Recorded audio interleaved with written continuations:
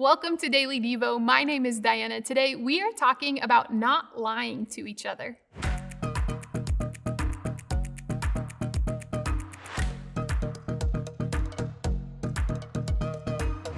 If I were to tell you right now not to think of a blue flying pig, chances are you're doing the exact thing. You are probably picturing a random blue flying pig.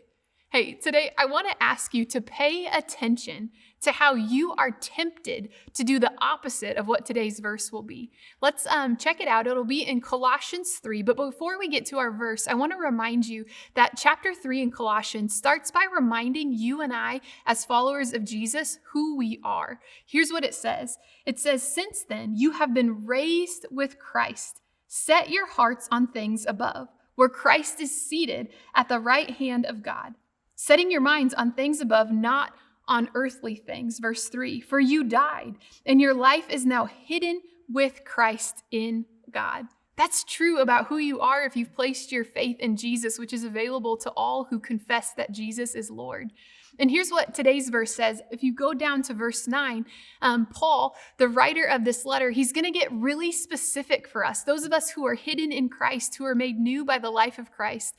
He's talking to us as people who are followers of Jesus, who are letting themselves be loved by God. Here's what he says. He says this in verse 9. He says, "Do not lie to each other, since you have taken off your old self with its practices." Did you hear that? He says, do not lie to each other. That is clear, isn't it? Today, as followers of Jesus, let's pay attention to the ways you and I are tempted to lie to each other. Let's ask God for help to notice in the big ways and the small ways that we'd rather fudge the truth or lie. What is it? What is it that you are tempted to lie about today? Sometimes becoming aware is so helpful for us as a first step. Are you tempted to lie about your story? Maybe to lie about your real thoughts and feelings? Are you tempted to lie about the actions of other people?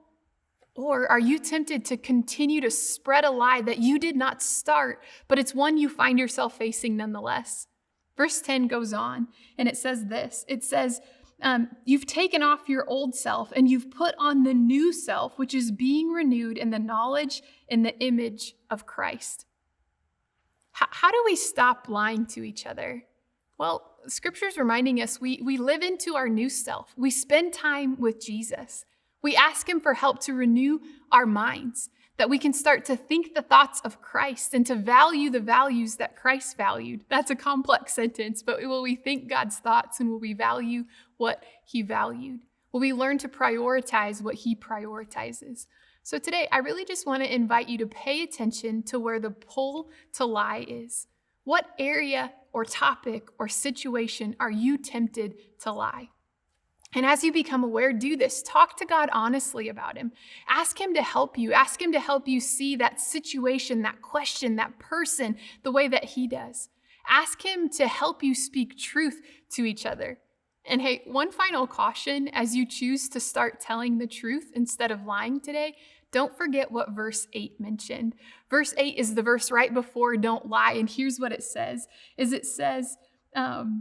"But now you must rid yourself of all such things: anger, rage, malice, slander, and filthy language."